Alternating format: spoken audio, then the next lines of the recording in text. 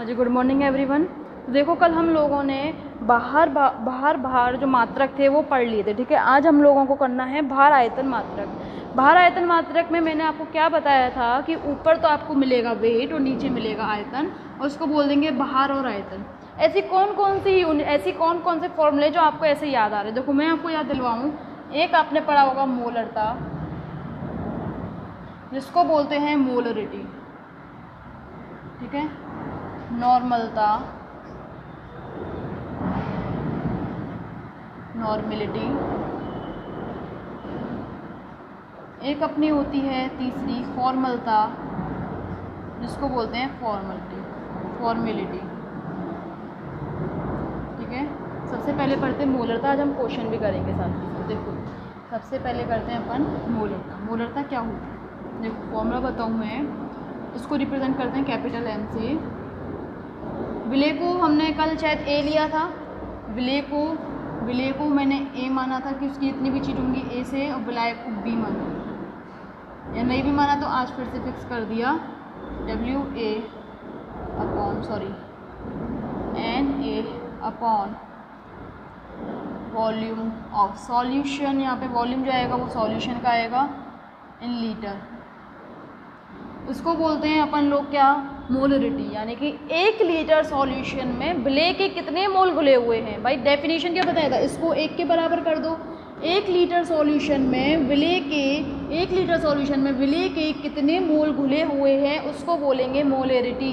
By chance ये litre में ना दे के मिलीलीटर में दिया होता वॉल्यूम, लीटर में ना दे के मिलीलीटर में दिया होता, तो लीटर में बदलने के लिए ऊपर 1000 का मल्टीप्लाई। बात तो वही हो गई अपने की 1 लीटर के लिए। जैसे हमने कल मोलिलिटी में पढ़ा था 1 किलोग्राम विलायक के लिए, सेम यहाँ 1 लीटर वर्ड आपको याद रखना है। आपको मोल्स निकालने हैं, तो मोल्स यहाँ से आ जाएंगे अपने पास क्या, m इंटू वी, ठीक है। और यहाँ से यदि आप मोल्स निकालोगे तो वो भी m इंटू वी आएंगे, पर ये मिलीलीटर्स में आएंगे, ठीक है। और ये आएंगे मिलीमोल। देखो तो ये आएंगे आपके पास मिलीमोल, और ये आएंगे आपके पास लीटर में, क्योंकि यहाँ पे वॉल्यूम लीटर में है और ये आपके पास किस में है, मिलीलीटर में। यहाँ पे वॉल्यूम आपके पास प्रेजेंट है। बात क्लियर है भाई आपको ये सारी चीज़ें। आगे देखो इतनी चीज़ें क्लियर हो गई आपको। अब आपको करना है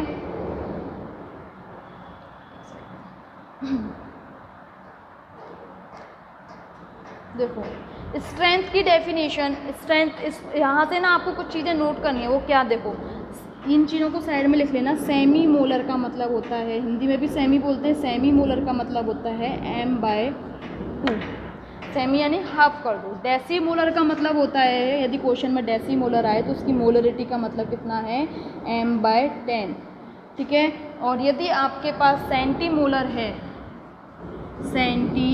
है तो उसका मतलब होता है m/100, ठीक है।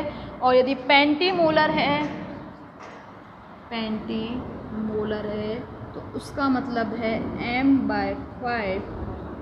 और यदि आपके पास पेंटामोलर है, ये देखो ये पेंटी है, और यदि आपके पास पेंटा है तो आगे 5 का मल्टीप्लाई कर देना। और डेका है, बहुत काम आती है ये चीज़ें, डेका मोलर को बोलते हैं 10 मोलर। बात क्लियर है इतनी।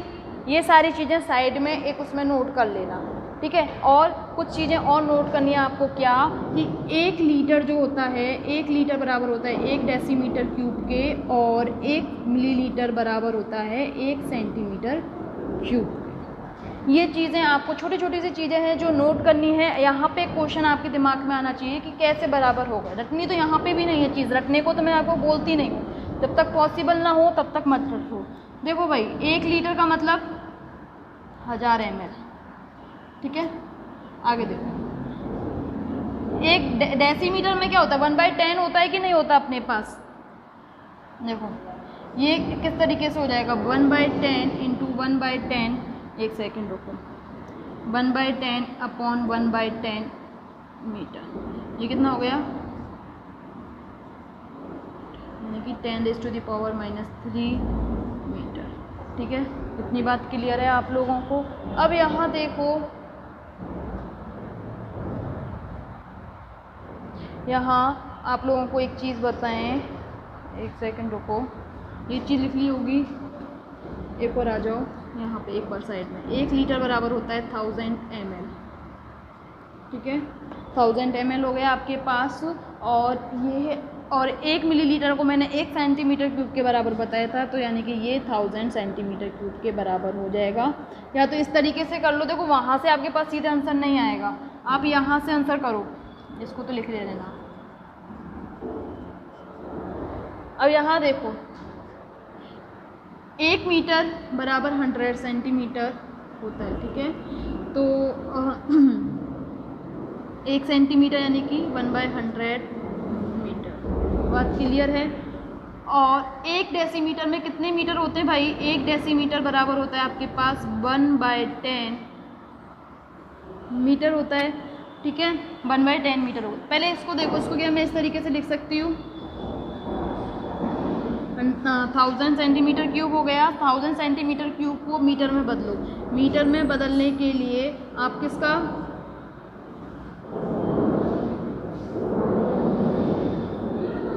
क्योंकि 1 सेंटीमीटर को मीटर में बदलने के लिए अब 100 का आप भाग दोगे, है ना, तो यहाँ पे तो 3 बार सेंटीमीटर है ना, centimetre into centimetre into centimetre, तो एक के लिए 100, दूसरे के लिए भी 100, तीसरे के लिए भी 100, तो वो वाली चीज़ मैंने यहाँ मल्टीप्लाई कर दी। सॉल्व करना है इसको, ये आपके पास आया 1000 मीटर क्यूब, बात क्लियर है।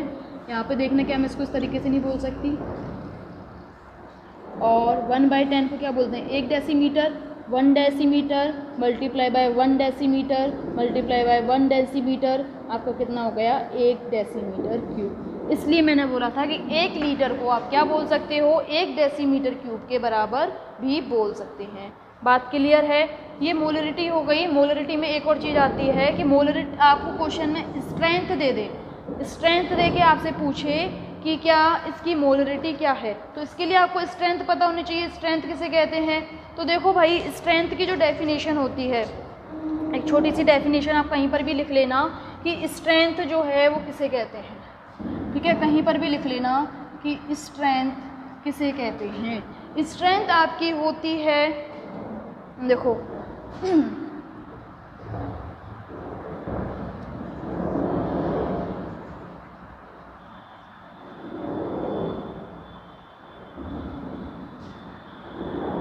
एक लीटर सॉल्यूशन में ब्लैक 1 ग्राम में मात्रा, मोल नहीं बोला मैंने, ग्राम में मात्रा बोला है। 1 लीटर सॉल्यूशन में मिले की ग्राम में मात्रा को स्ट्रेंथ कहते हैं। और मैंने अब आपको कहा है कि क्वेश्चन में जो है आपको स्ट्रेंथ दी हुई है और आपको मोलरिटी निकालनी है, तो किस तरीके से निकालोगे? तो भाई एक बार फॉर्मूले पे आ जाओ आप सभी लोग, ये सभी नोट डाउन कर लेना। देखो फॉर्मूला ये है अपने पास, और याद करो मोल क्या होता है? मोल बोलते हैं ग्राम में मात्रा अपॉन मोलर मास को, बोलते हैं कि नहीं बोलते? यहाँ पे मोलर मास लिख लो, क्योंकि फिर वो दोनों सेम इकाई हो जाएंगे, सेम कैपिटल एम हो जाता है ना। इस वैल्यू को यहाँ फिट करो एक बार, फॉर्मूला ही बना के देख रही हूँ मैं आपको, ठीक है। Molar mass into V A plus V कर लो चाहे तो, क्योंकि ये किसका है? सॉल्यूशन का है। इतना हो गया, ये लीटर में अपना। अब मुझे एक बात बताओ, इतने पार्ट को क्या बोला है भाई? स्ट्रेंथ बोला है कि नहीं बोला? इसका मतलब स्ट्रेंथ अपॉन मोलर मास को भी क्या बोलते हैं अपन लोग? मोलरिटी बोलते हैं। इस तरीके से फॉर्मूलों को कनेक्ट करना आना चाहिए आपको। बात क्लियर है इतनी? तो स्ट्रेंथ आएगी तब भी आप मोलरिटी निकाल लोगे, और नॉर्मल चीज़ें आएंगी तब भी आप मोलरिटी को निकाल लोगे। बात क्लियर है? चलो भाई, इसके बाद अपन लोग देखते हैं क्या, देखो नॉर्मलिटी की। नॉर्मलिटी जो है, नॉर्मलिटी क्या होती है, फिर उसके बाद क्वेश्चन करेंगे। नॉर्मलिटी और फॉर्मेलिटी की एक बार डेफिनेशन हो जाए, उसके बाद हम लोग करेंगे इनके क्वेश्चन। बहुत ज़बरदस्त क्वेश्चन बनते हैं इसके ऊपर, बहुत अच्छा टॉपिक है, इंटरेस्टिंग सा टॉपिक है। देखो दूसरे नंबर पर अपने को करना है नॉर्मलिटी। ये सारी चीज़ें नोट कर लेना, बुक्स में नहीं है ना ही नोट्स में मिलेंगी। देखो नॉर्मलिटी अपने को पढ़ना है। नॉर्मलिटी के लिए कैपिटल एन से रिप्रेजेंट करते हैं। वही 1 लीटर सॉल्यूशन में कितने ग्राम तुल्यांक आपके मिले हैं, कितने ग्राम तुल्यांक घुले हुए हैं, उनको बोलते हैं अपन लोग क्या? नॉर्मलिटी। ग्राम इक्विवेलेंट जिसको बोलते हैं। देखो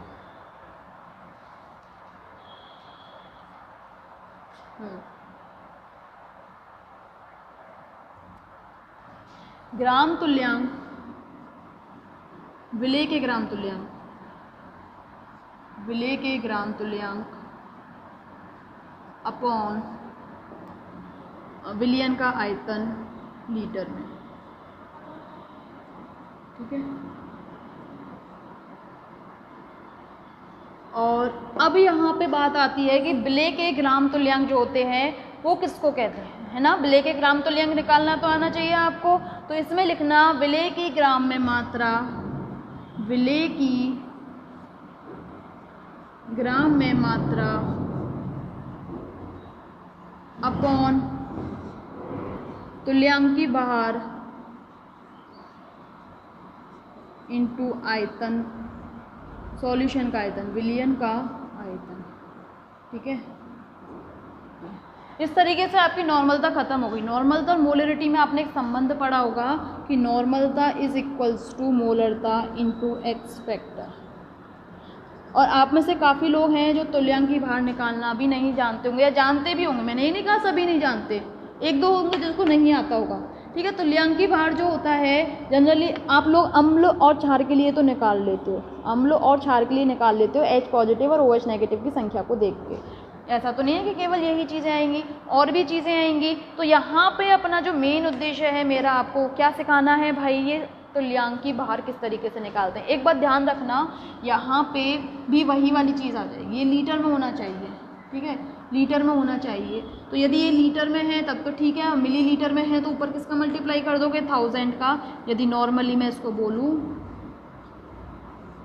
WV अपॉन, अगर हम तुल्यांकी भार को, ठीक है, इस पूरे को यदि ग्राम इक्विवेलेंट, इसको इंग्लिश में बोलते हैं ग्राम इक्विवेलेंट, ग्राम इक्विवेलेंट, ठीक है, gram equivalent of A upon solution का आयतन, और ये मिलीलीटर में होता तो ऊपर 1000 का मल्टीप्लाई। और यदि मेरे पास नॉर्मलिटी दी हुई है तो नॉर्मलिटी देने से मैं ग्राम तुल्यांक भी निकाल सकती हूँ। और ग्राम तुल्यांक यदि मुझे एक बार पता चल जाए तो मैं विलेय की ग्राम में मात्रा यानी WA निकाल सकती हूँ। और मुझे WA पता चल जाए तो मैं यहाँ से नॉर्मलिटी, मोलरिटी दोनों चीज़ें निकाल सकती हूँ। तो ज़रूरी नहीं है वो आपको नॉर्मलिटी दे के केवल और केवल ग्राम तुल्यांक पूछे, वो आपको नॉर्मलिटी दे के मोलरिटी या मोल भी पूछ सकता है। इस तरीके से क्वेश्चंस को घुमाया जाता है। सब कुछ कर लेंगे भाई, क्रॉस मल्टीप्लाई हर कोई कर लेगा। दिक्कत है कि तुल्यांकी भार में कि तुल्यांकी भार को किस तरीके से निकाला जाता है। तो देखो भाई, तुल्यांकी भार निकालने के लिए पहले ना इस पूरे फॉर्मूले को किस किस तरीके से बना सकते हैं कि किस तरीके से मोलरिटी में बदलेगा, वो किस तरीके से नहीं बदलेगा, पूरा आप एक अच्छे से नोट डाउन करना, ठीक है। अब ये तक तो हम लोगों ने सीख लिया कि ये होता क्या है, अब हम इसको अच्छे से नोट डाउन कर लेते हैं। आप लोग लिखना normality is equals to gram equivalent upon gram equivalent upon volume in litre, ठीक है भाई, बात क्लियर है। यहाँ पर V लगा दिया। आप चाहो तो यहाँ मिलीलीटर वाला केस ले लो एक बार। मिलीलीटर वाला मतलब सीधे लिख दो WA यानी ग्राम में मात्रा अपॉन तुल्यांकी भार। तुल्यांकी भार पता होना चाहिए ना अपने को, mass in gram upon gram equivalent molar mass, gram equivalent, तुल्यांकी भार को इंग्लिश में बोलते हैं gram equivalent molar mass into solution का आयतन इन लीटर, ठीक है। अब ग्राम इक्विवेलेंट मोलर मास, इसको मैं इंग्लिश में मतलब शॉर्ट में लिख दूंगी, देखो ग्राम इक्विवेलेंट मोलर मास इस तरीके से लिखूंगी मैं, और B आएगा। अगली बार मैं इसको GEM लिखूंगी। तो देखो भाई, ये हो गया मेरे पास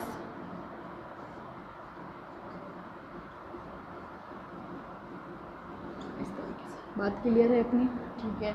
अब एक काम करना, मेरे को निकालना है ये ग्राम इक्विवेलेंट मास। तो ग्राम इक्विवेलेंट मास जो होता है ना, ये ग्राम इक्विवेलेंट मास होता है आपका molar mass, molar mass upon x factor. इस वैल्यू को इसमें पुट करो, इस वैल्यू को यहाँ पुट करो। तो देखो भाई, आपके पास क्या आएगा, normality is equals to WA upon molar mass upon x factor into आयतन of solution in litre. Solve करो इसे, ये आपके पास होगा WA upon molar mass into volume in litre into x factor ऊपर चला जाएगा भाई। ठीक है, इस क्वांटिटी को देखो एक बार, ये क्या है, क्या ये मोलरिटी नहीं है? मोलरिटी देखो भाई, W upon molar mass normal moles of A upon litre में आयतन, ये क्या होता है अपना molarity, molarity into x factor. इसका मतलब यदि मोलरिटी मुझे पता है और उसमें मैं एक्स फैक्टर का मल्टीप्लाई कर दूं तो मेरे पास नॉर्मलिटी आ जाएगी। और यहीं से दूसरी चीज़ हम कह सकते हैं कि नॉर्मलिटी जो होती है वो मोलरिटी से ज़्यादा होती है। बात क्लियर है सबको? ठीक है, यहाँ पे क्या हम स्ट्रेंथ वाली चीज़ भी जोड़ सकते हैं? तो देखो भाई बिल्कुल जोड़ सकते हैं स्ट्रेंथ वाली चीज़। स्ट्रेंथ मैंने किसको बोला था? अगेन इसी फॉर्मूले में देखना, स्ट्रेंथ मैंने किसको बोला था? देखो इसको मैंने बोला था क्या भाई? स्ट्रेंथ बोला था कि नहीं बोला था? विले की ग्राम में मात्रा, 1 लीटर विलियन में विले की ग्राम में मात्रा को मैंने बोल दिया था क्या? स्ट्रेंथ। तो ये आ गया अपने पास strength upon molar mass into x factor. देखो कितनी सारी चीज़ों को वो घुमा फिरा के दे सकता है। या दोबारा से लिख लेना यदि भूल गए हों तो strength is equals to WA upon VA plus VB in litre. ठीक है, बात क्लियर है? अब यहाँ पे बस अपना एक ही काम रह गया है, वो क्या? देखो इसमें ना आपकी बुक में एक चीज़ दी नहीं है, जिस तरीके से W अपॉन W में हमने परसेंटेज W अपॉन W निकाला था, उसी तरीके से W अपॉन V में हम लोग percentage of W upon V भी निकाल सकते हैं। और ये होता है, एक सेकेंड, इसको बोलेंगे 100 लीटर या 100 मिलीलीटर। एक सेकेंड रुकें आप, इसको बोलोगे आपकी 100 ml सॉल्यूशन में 100 ml, इसकी डेफिनेशन याद रखना बस। 100 ml सॉल्यूशन में विले के कितने ग्राम घुले हुए हैं उसको बोलेंगे परसेंट W अपॉन W। यहाँ देखो भाई ये हो गया। अगर बाई चांस ये मेरा लीटर में ना होके मिलीलीटर में होता, देखो यदि ये लीटर में ना होके मिलीलीटर में होता, क्योंकि मुझे डेफिनेशन में मिलीलीटर लाना है ना, उस एक्स फैक्टर वाली चीज़ को लिख लेते हैं अपन। ठीक है, जिसमें ऊपर एक्स फैक्टर का मल्टीप्लाई भी हम कर चुके हैं। मोलर मास इनटू वॉल्यूम इन मिलीलीटर। अगर नीचे मिलीलीटर तो ऊपर 1000 का मल्टीप्लाई करना पड़ेगा। परसेंट W अपॉन W की डेफिनेशन देखो कहाँ आ गई आपकी, ये और ये, इसका केवल 100 तक। ठीक है, देखना ये जो मैंने करा है उनको एक साथ लिख लेते हैं। WA upon 100 upon V into ML। और बचा हुआ एक साथ लिख लो, x factor upon molar mass into 10। ठीक है, इतने से पार्ट को क्या बोलना है अपन? Percent W upon V into x factor upon molar mass into 10। देखो किस किस तरीके से दे सकता है वो आपको परसेंट W अपॉन V दे सकता है, वो आपको स्ट्रेंथ दे सकता है, वो आपको मोलरिटी दे सकता है। कुछ भी ना देके सिंपल नॉर्मलिटी देगा और आपसे मोल्स पूछ लेगा। कहीं से भी कुछ भी क्वेश्चन घुमा सकता है। अपन इस तरीके से फॉर्मूला को करना सीख जाएं तो यहाँ कोई भी आपको दिक्कत नहीं आएगी।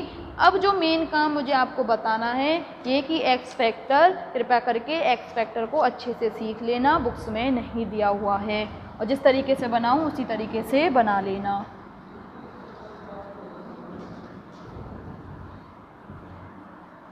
ठीक है, ये सारे वीडियो को पॉज करना, लिख लेना, फिर उसके बाद एक्स फैक्टर के लिए एज इट इज़ जैसे मैं करा रही हूँ वैसे बनाना। हेडिंग डालना आप लोग एक्स फैक्टर। ठीक है, हेडिंग डाल लेना एक्स फैक्टर और इस तरीके से एक चार्ट बनाना। रेडॉक्स अभिक्रिया के लिए इनको अलग निकालेंगे और नॉन रेडॉक्स के लिए अलग।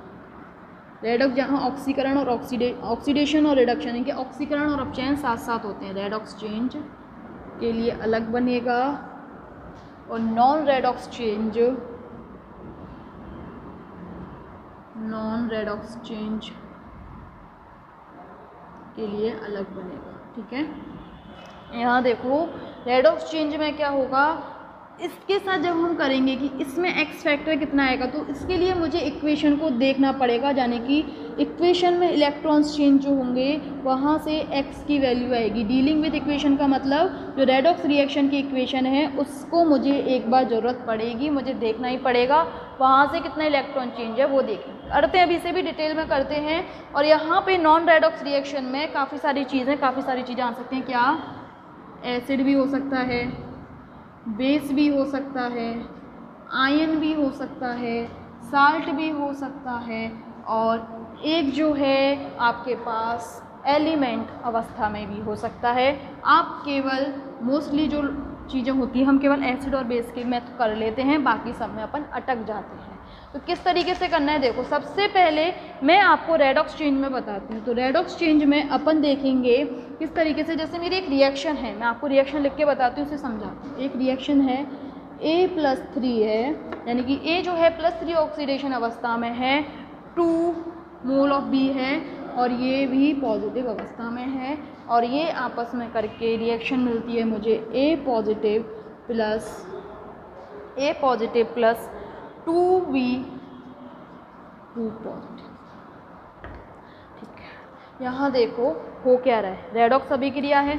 यहाँ देखो A+3 से किस में चेंज हो गया, A+1 में। इसका मतलब यहाँ 2 इलेक्ट्रॉन्स इसने ले लिए हैं। ये कौन सी अभिक्रिया है भाई, रिडक्शन या अपचयन। ठीक है, यानी कि इस अभिक्रिया के लिए कितना इलेक्ट्रॉन चेंज आया है, 2 इलेक्ट्रॉन चेंज।